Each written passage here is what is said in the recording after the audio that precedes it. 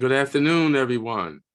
I'm going to be doing an incredible interview with a great entrepreneur. Her name is Erin Lear, and she's the granddaughter of Bill Lear. And Bill Lear actually created the brand Lear Jets. So stay tuned.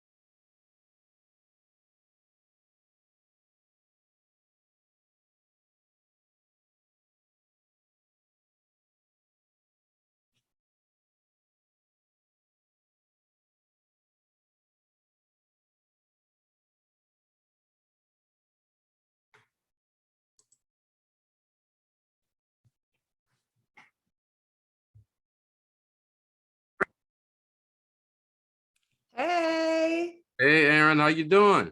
I'm good. How are you? I'm doing great, and it's getting better each and every single day. Right? Feeling blessed. You're looking marvelous. Thank you. All righty. Well, I appreciate you coming on my platform, conveying value to my audience about the power of aviation and the private jet industry. I gladly appreciate it. Oh, it's no problem. I'm happy to be here and talk about all those good things. You ready to rock and roll?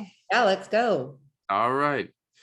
Good afternoon, everyone. This is Arthur Robinson Jr. I'm the creator and the host of the Powerful Interviews podcast. And today I have another special interview for each and every one of you.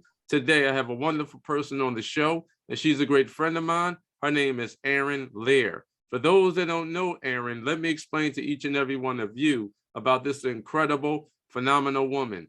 Erin Lear is the granddaughter of the great Bill Lear. And Bill Lear actually built the brand Lear Jets. They actually manufactured the first jet in their brand, which is absolutely phenomenal. Erin is actually on a lot of boards as well in the aviation space. And that is an awesome, impressive resume. Without further ado, I'd like to welcome the one, the only, the beautiful Erin Lear to the show. Hey guys, I'm so happy to be here. I'd like to thank you, Erin, for taking time out of your busy schedule to educate me and the audience worldwide about the power of aviation and about the private jet industry. I gladly appreciate it.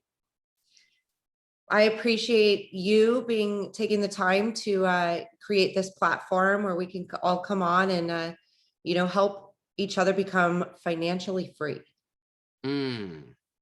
To everyone that's listening and watching right now, I highly recommend go and get your pen and your pad right now. My great friend Erin Lear is going to break down layman's terms about the power of private aviation. And we're actually going to talk about how you can actually become a female pilot. Is that correct, Erin? Yes, females and minorities. I'm working on 501 right now, as well as a school that has a strong focus on females and minorities. There are less than 7% female pilots out there and even less minorities. So we want to shift those numbers to create more equality.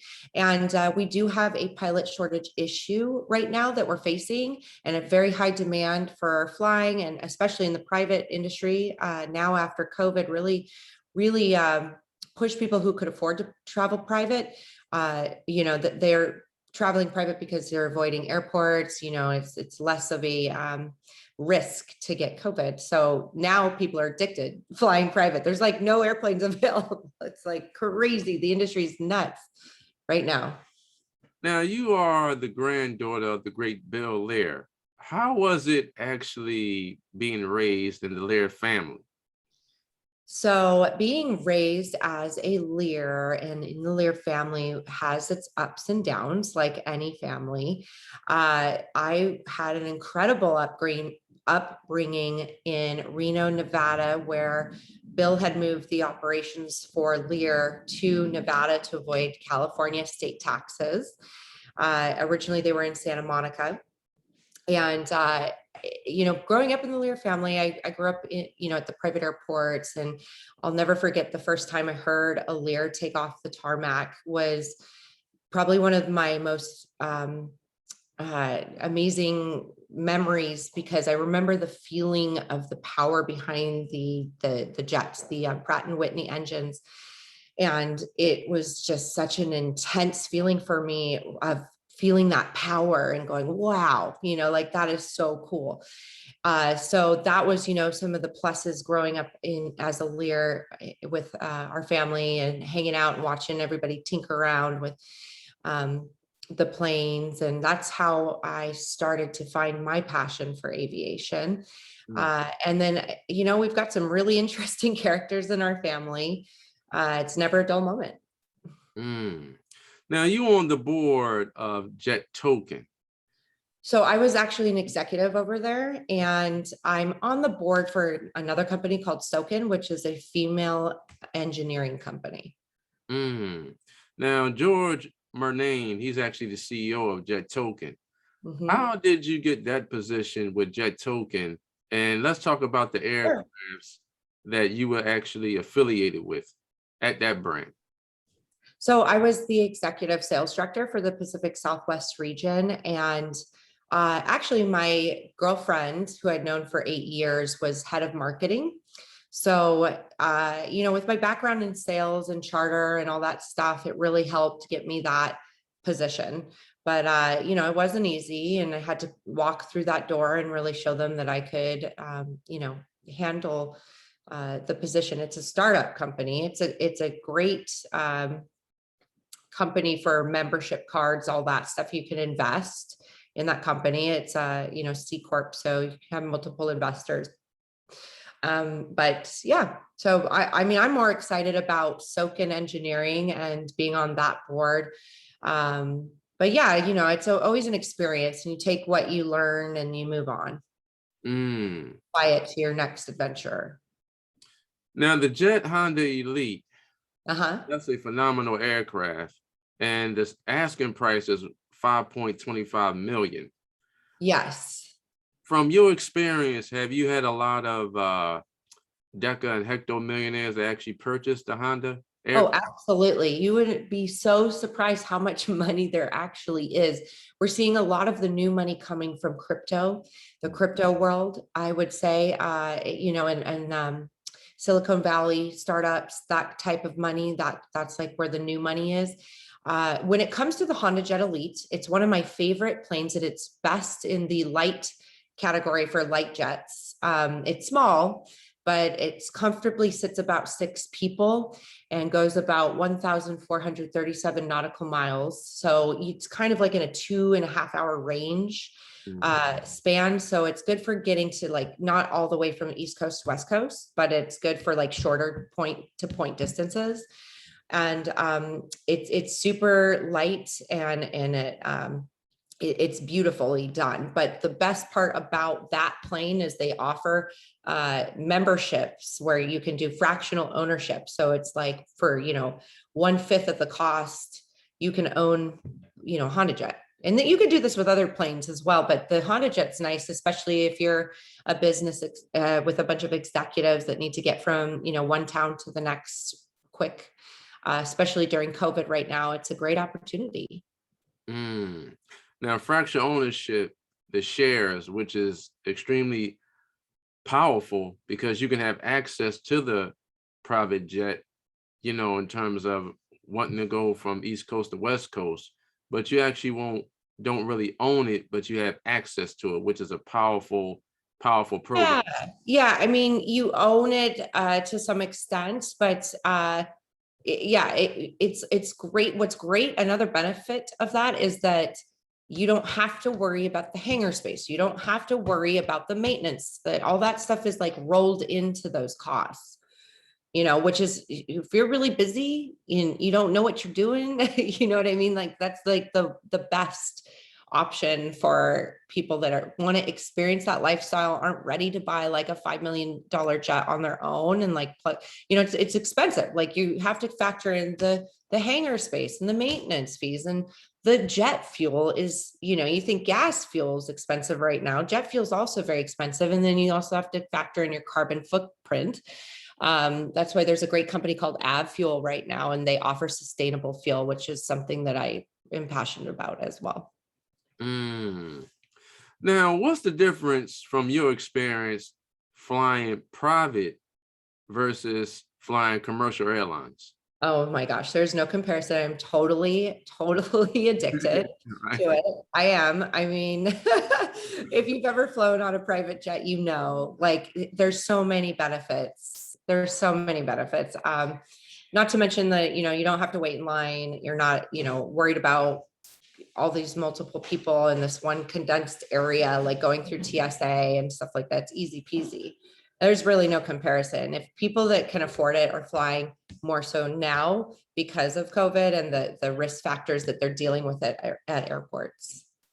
Now, in the private aviation space, have you seen sales decline in regards to the pandemic, or did they increase? They have 100% increase by like 35% actually, Mm. as of last year. And so my theory is that what's happening is people are, trying to avoid the risk of getting COVID. So the people who can afford it are flying private. And then now they're addicted, right? Because they're like, wait, that was so amazing. And I'm with all my friends and we're in this one little plane. And it's cool. And you get to walk right out of the plane on the tarmac and there's no lines at the airport. And you're like, it's just, I mean, it's a lifestyle, Mm.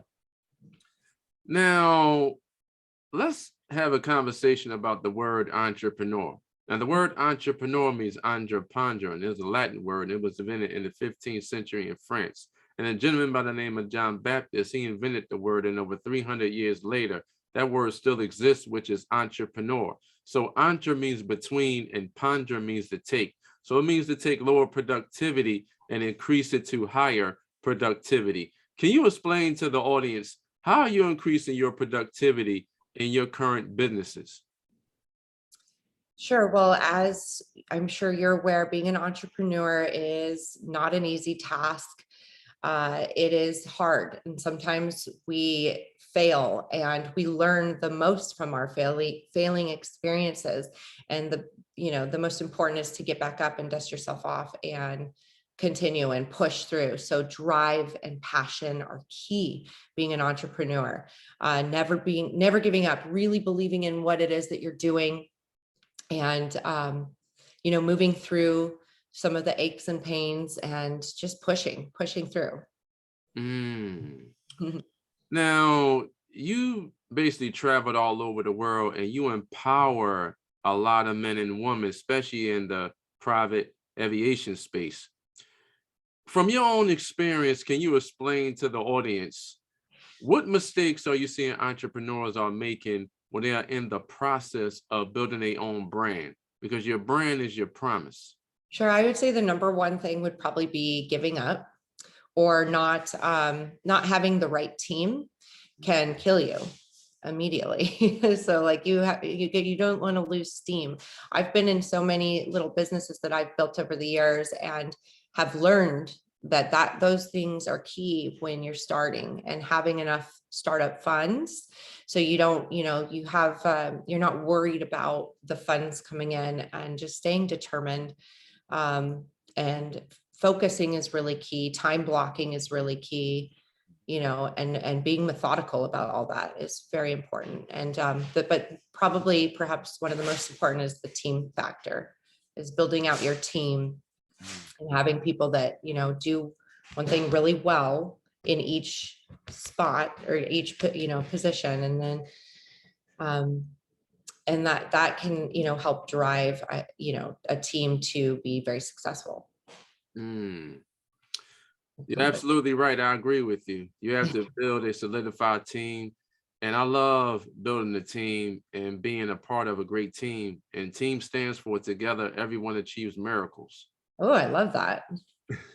That's awesome. Erin, years ago, you actually received and you passed the test getting your real estate license. Can you explain to the audience about that phenomenal experience? Sure. I love real estate and I hate it. Both. It's a love-hate relationship, totally ambiguous. I do think that if people are interested about getting into real estate, it's one of those tools that you can use for the rest of your life, whether or not you're an agent or an investor. It is such a great tool to have as an individual.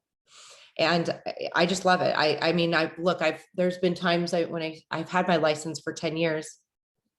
There were a couple times a few years ago, actually right when COVID happened, I had like 8 deals lined up, and they were all like, going into escrow, and for one reason or another, because COVID was a big factor, but I lost 8 deals in a row. Okay. So 8 deals. Imagine putting in all the freaking work, and just pushing and all these clients, and then all of a sudden it just ripped out from underneath you. And it's made me very thick in terms of my ability to withstand some of those challenges. However, it was very hard. And part of it is you feel beaten down.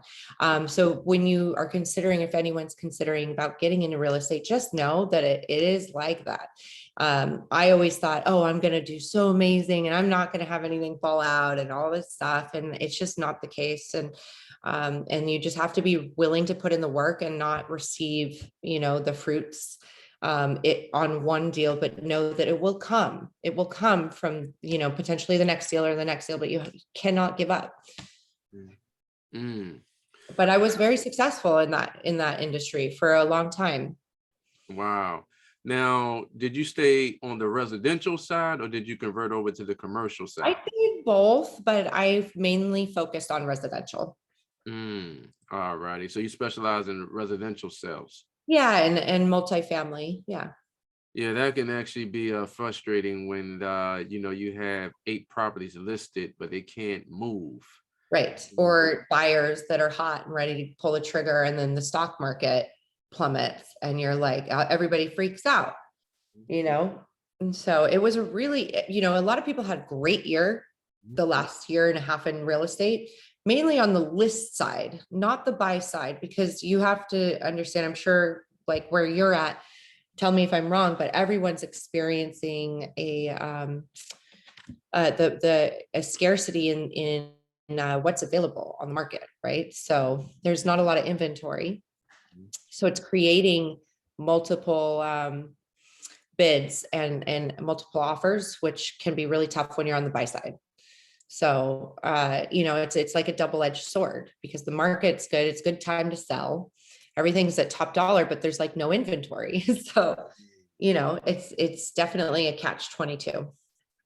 Absolutely. Absolutely. I love multifamily properties, and, you generate a lot of great cash flow, so it's like, for example, you own 4,000 units. So 4,000 times, let's say the market rents is 1,100, that's 4.4 million that's coming into you every month because of the cash flow. So, multifamily properties in terms of apartment complexes is huge right now.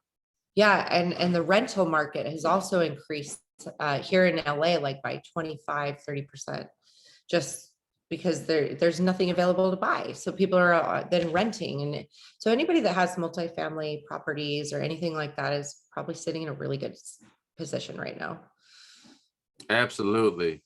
I agree with you. Yeah. Erin, can you explain to the audience what is the best advice that you have ever received? The best advice I've ever received, if I had to say right now, would probably be find a niche and fill it, which was actually a quote that my grandfather said. Find a niche and fill it, and never give up. And if you can dream it, you can achieve it. So what the mind can conceive and believe, it can achieve. Exactly, my friend. Yeah. Erin, I appreciate you coming on my show today, because the whole premise of my show is to educate entrepreneurs and business owners on a national and international scale, that they can live the life that they truly desire, but they have to be open to these important principles. So I don't like what I see what's on the news, so I create my own news. I love that. I think there's a lot of issues going on with mass media right now. So I applaud you and am very grateful that you're here and creating this platform. Well, I appreciate you. And where are you actually tuning in from? I'm actually in Los Angeles and in the marina, right on the water in the marina. It's a beautiful sunny day. Yes, California is absolutely beautiful. The weather is amazing. Yeah, super blessed. Erin, let's have a conversation about money. Now, I know money is not value. Money is just a facilitator to do transactions. Can you explain to the audience, how would you define money? Yeah, money is a tool that's used here to, on this planet to basically live and thrive and survive. Some people might call it the root of all evil. Yeah, but just how you preposition that question is key. It is a tool, but it's not everything. And some people might say that money brings you happiness, and some people don't. I guess it all depends on your experience and what's important to you. But money can buy possessions and materialistic things, but the money, what it can't buy is for me at least, it would be inner happiness. So all that stuff is, it is different. Like money isn't everything. But it is important, obviously, for life and survival and changing the world for a better place. So I think when you're in a power position, financially secure, you can leverage yourself to give back to others in the community, which is powerful. You said money is a tool. So would you say that money is the byproduct of the value that you uncover? Yeah, I would say that. Wow. Erin, I wrote down some powerful words, 10 being the highest and 1 being the lowest. So you could rate them in your own influential way. Are you ready? Okay, I'm ready. Accountability. Well, 10. Perseverance. 10. Love. Is this in business? It could be business or personal. Well, then 10. These are all going to be 10s across the board. I already know. Intellectual property. 10. Learjet 75. I love that plane. And though it's at the top of my list, I would say it's like an 8 for me compared to all the other Lears that are out there. Family. 10. Legacy. 10. Respect. 10. Honor. 10. Commitment. 10. Cells. What was that? Cells. Cells? Cells. I don't know the word you're saying. Like, like you're generating revenue. Sales. Sales. Oh, yeah. Well, sales are a 10. Of course. Money. Money is like you need money to be in this game. So that's going to be a 10. Health. Well, you can't actually be successful or thrive in an industry or anything in a business at all if you're not healthy. So that's a 10. Wealth. Wealth is a word that can be used and applied in so many different areas. So wealth and what love, wealth and happiness, wealth and money. I mean, wealth, abundance is a 10 for me. But it is a general word that can go different directions. Abundance. There it is. Abundance is a 10. Brainstorming. Brainstorming. Well, you can't actually have anything, without your brain to actually create a dream or an idea. So that's a 10 as well. Teams. Teams are important. Now you could do things, yourself or try to, but you really need your team to be able to, a good team to become successful in anything. So that's a 10. Systems.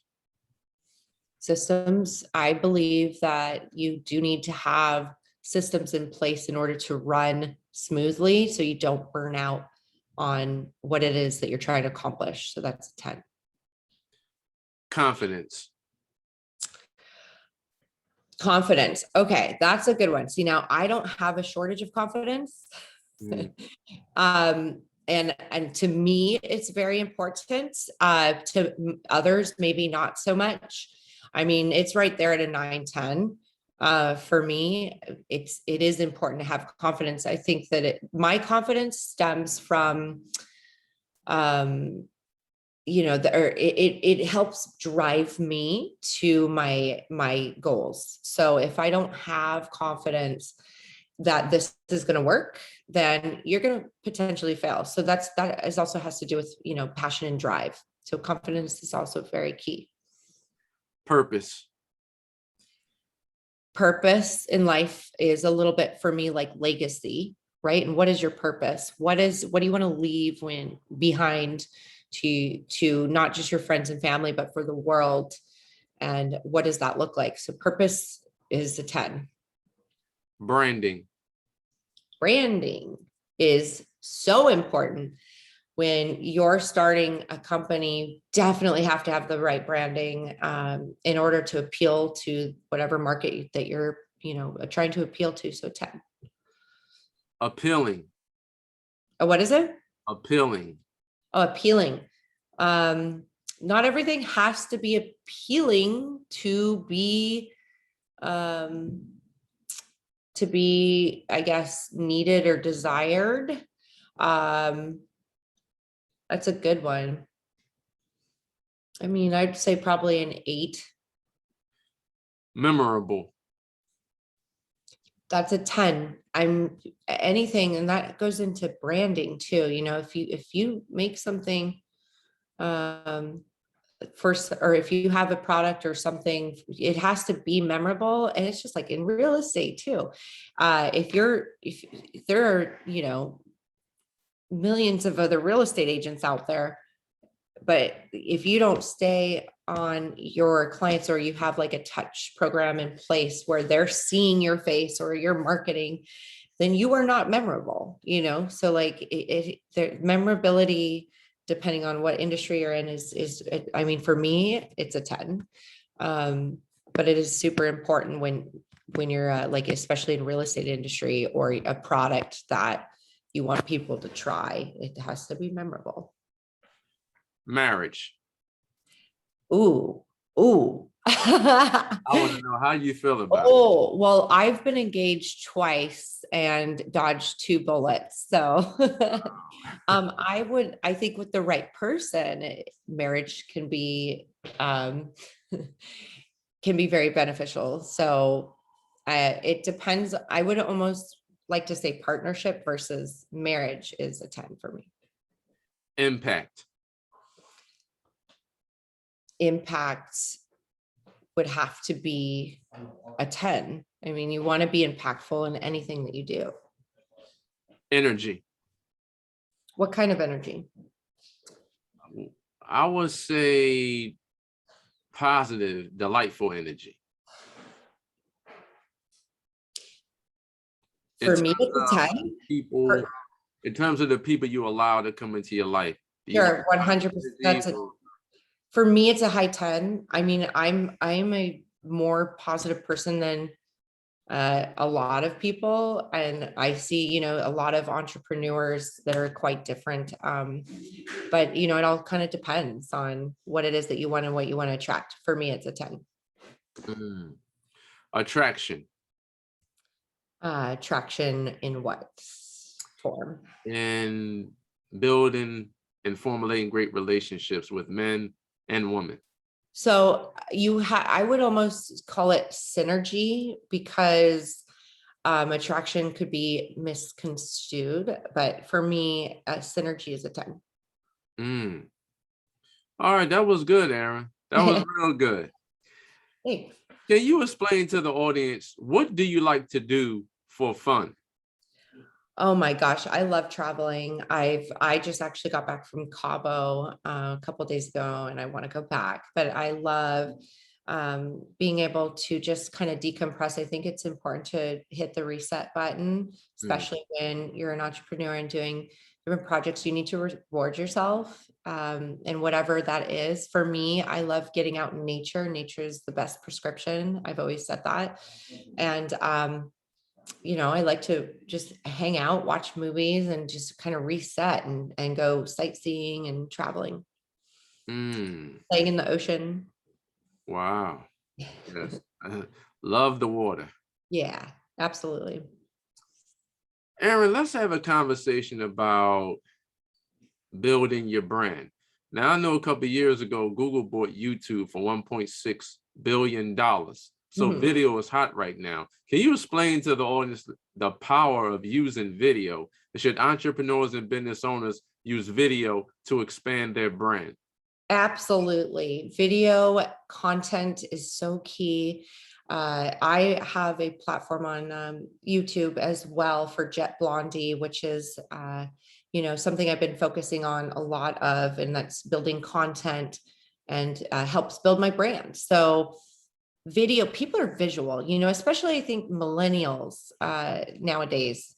People are on YouTube, they're on Instagram, they are visual creatures. So I think in producing content like that and movement, right? So you're seeing something move instead of like having to take the time to read something or look, it's much more comprehensible when you see a video. Well, I absolutely have to agree with you. I love video and I love listening to audio content as well. So when I'm driving, I let my driving time become my learning time. Yeah, I like that. That's nice. I like to listen to podcasts and stuff when I'm in my car or just hanging out, Absolutely. Podcasting is actually taking over radio, because if I can just go to a podcast and listen to undeniable content, that's going to uplift me in regards to where I'm trying to go and elevate my brand in regards to business, instead of, listen to the radio where they got to pay the bills, where, commercials is coming on. I'm going to listen to a podcast all day. Yeah. I don't know if you knew this, but my grandfather actually invented the first car radio as well. So, wow. Yeah. Wow. It was an 8-track. So the 8-track actually was the very first car radio, which was Motorola. Motorola started out as motor meaning car, rolla meaning radio. And that's how Motorola actually started out before it became a massive cell phone company. Your grandfather was a jack of all trades. He really was. And I will say, like, for me, I share a lot of those same attributes, but the part of being an entrepreneur, that's what it is. It's like you do so many things well. Some people won't understand that. Like, to do a 9-to-5 job is completely different than being an entrepreneur and doing multiple things. And my grandfather dropped out of school in 8th grade and went to the library and studied his ass off until he found the things that he really wanted to do and was curious about. So it was, the brainstorming of ideas and this and that. And that's a true entrepreneur. So that, I would just say I've experienced when people don't, they don't understand you, they don't know, like, oh, well, why aren't you doing this one thing and doing it really well? Like, you know what I mean? Like one thing only. I've had to deal with that so much in my life that it's been one of those things that I've, had to remind myself of who I am and what I'm doing, and that it's okay to do multiple things if they're done well, you know. Well, you catapulted your career from your humble beginnings to where you are today. How do you feel about multiple streams of income? And should entrepreneurs and business owners really hone in on multiple streams of income? Sure. I think that with multiple streams, you should have like 3 to 4 outlets. Some people might say 5, but that's pushing it. And you don't want to burn out on, that's the other thing, and you do to some extent have to pull yourself in and rein yourself in, and be able to focus on those things, and and be able to not be over spread out. You know what I mean? Absolutely. And I always tell entrepreneurs and business owners, focus on capitalizing on the opportunity. You Yeah. cannot, build a brand by yourself. You need the help of others that are committed, and you need reliable resources. But I love the word no, and NO stands for next opportunity. Mhm. So if you can't, formulate a business with this person, you can always formulate a business with this person, because when one door closes, another door will open. Exactly. Erin, let's have a dialogue about delegation. Now, I know the minimum wage of a millionaire is around $524 an hour. So I always tell my audience, what can you delegate for $524 an hour?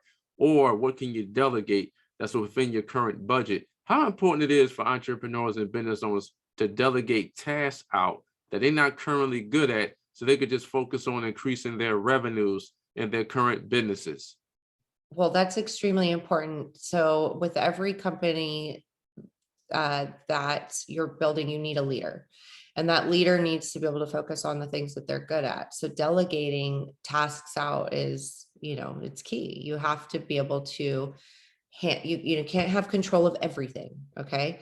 So that's where teams really come in. Like and you can't be, I'm not good at everything. You know what I mean? Like I am good at delegating, but you have to be able to know like what you're good at and where your strong suits are, so that you can have your team help. That's what a team is about. It's like, how do we do all this so that we can come back to what where the main reason for you, getting something done and being able to like see your dream come true. Absolutely. You got to surround yourself around like-minded individuals that want to help you grow, and you help them grow. So I Mhm. love providing hope to people, and hope stands for helping other people excel. I love that. That's great. Erin, now going into the future, you're in the process of building your own private jet charter school. Can you explain to the audience about that process? Sure. So they're two separate things. One is a charter, a charter company. The other is a school called Birdie, Mm. BIRD little e. So the E stands for the E-Flyer, which is the very first ever approved by the FAA electric airplane. And we are in the process of getting certification. COVID really threw a monkey wrench into the whole certification process. So we are a little bit on hold. And so while I'm on hold for that to be approved, which by the way, the inventor's on my board for Birdie. So the inventor of the first ever approved electric airplane is on Birdie's board. And while that's happening, we are starting a 501, and I'll be a co-founder and ambassador for the 501, which has a strong focus on earning funds for scholarships for minorities and females. Mm. So yeah. Now, how do you feel about, I want to, dig into your thought process, Erin. How do you feel about electric aviation? And do you feel as though that's going to actually grow going into the years to come? Sure. So I think it's the way of the future. You know, we look at cars, we look at the car industry, we look at Elon Musk and Tesla and all that stuff, and the wave it created. And then now, you know, there's several cars that are electric or hybrid. So we're seeing that in the aviation field. We're not sure on time wise, though, how that's going to happen. There are several VTOLs, which are vertical landing and takeoff aircraft that like people like Uber have signed on to, you know, work with. So what this is going to do is create a 5 to 10 fold reduction in operation costs, which makes it so much better for not only the company that is starting these avenues of these different avenues of travel, but it's going to also reduce the cost to travel. So there's many benefits, not to mention the noise reduction level. So when you're traveling on a VTOL or electric airplane, the noise reduction is incredible. Like there's this airport here in Santa Monica Airport, and it's on the chopping block to be torn down because the neighboring the homes around the area are so sick of the noise pollution. So it would change the industry so hugely. I'm excited for it. I just think that it's going to be a domino effect as soon as as soon as people are like, okay, I can trust this, you know, I think that you're going to see more and more and more new vehicles. There's also a flying car that in Europe that was just invented, and you only need what's called a sports license to fly it. So it's right below a private pilot. It's only like 25 hours in the air. It ranges 25 to 35 hours in the air. And that's all you need. Wow. So it's pretty cool. Like there's just so much for this new era in aviation, and I'm so excited to be on the front line of it. Well, private aviation is actually growing at a rapid rate. Now, for the entrepreneurs and business owners that are listening to you right now, what is the process of getting your pilot license? The process of getting your pilot's license, it depends on every state and where you are. But I know for, you know, the majority, you need to basically, depending on how far you want to go, let's just talk private pilot license. Which is anywhere from 35, 40 hours to 60 hours. And what you need is time and dedication and focus. So for me, when I was getting my pilot's license, it took a couple months of me honing in on the ground school work and really just taking the time. Like, I don't want to rush it or just get an hour in here or there. The idea would be to do it pretty quick, like within a 2-3 month span, and not spreading it out, because for me, I know how I am. When I spread things out, I don't retain the information as well. So then it could potentially lead into being more expensive for you later, because you might not pass the test. And then all of a sudden you have to go back to the books. And then, you know, it's just like a frustrating process. So for me, it is finding a period window time where you can basically just bang it out, and allowing yourself like focus. Like, you don't want to be going through breakups. I learned that the hard way. So you don't want anything like super stressful. Like, you really just want it has to be like a really good time, you know, and not pushing it. You know, for me, I mean, one of the most gratifying things was doing my first solo cross country flight, which I took a plane from Torrance to Palomar to Catalina, and I did it all by myself, and it was pretty gratifying. Wow. Yeah. Now, you basically, you know, took the initiative to, you know, you was in the pursuit of getting your pilot license. And, you know, it's a lot of people that are thinking about, you know, I want to fly my own private jet and, you know, take lessons, but I have to be fully committed to really get my pilot license. It Now, takes complete commitment. But I'm so sorry to cut you off. I actually have another meeting that I have to jump off for because I'm already late. okay. I'm so sorry. Do you have any last pearls of wisdom for the audience? I would say that, you can do anything you put your mind to, and don't give up, and just keep persevering through it. It is so key that you don't let people persuade you to, but unless it's something where you keep trying and trying and trying and nothing's working, then obviously you have to listen to that, but just don't give up, and you can do anything that you put your mind to. I'd like to thank you, Erin Lear, once again for taking time out of your busy schedule to educate me and the audience worldwide about private aviation and about the Lear Jet legacy. I gladly appreciate it. You are a gift from God. Oh, thank you. So you're so sweet. Same to you. To everyone that's listening and watching right now, I highly recommend get involved with the phenomenal Erin Lear. And before we sign off, Erin, can you explain to the audience exactly where they can find you? Sure. You can find me at Jet Blondie on Instagram or Facebook, and all my other links are on those platforms. To everyone that's listening and watching right now, get involved with the phenomenal Erin Lear. You heard the passion that came through her voice on my show today. Look her up, Erin Lear, Erin Lear, Lear, and she has phenomenal content on Instagram and on YouTube that could take your mindset and your business to a whole nother level. But remember, you have to implement what you learn. Knowledge is not power. The implementation of knowledge, that's what makes it become powerful. So to everyone that's listening and watching right now, remember that the strongest asset that each and every one of you have is your brain, and what you think about and what you take action on, that will become your reality, and your mentality creates your reality. May God bless each and every one of you, and bye for now. Thank you, Erin. I really appreciate you conveying value to my audience. Thank you. It was my pleasure. Thank you, and I appreciate you.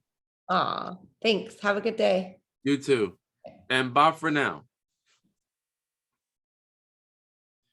Don't forget to subscribe to my YouTube channel, Arthur Robinson Jr., and click the notification button so that way you'll be well informed when I publish more fascinating business and outside the box interviews.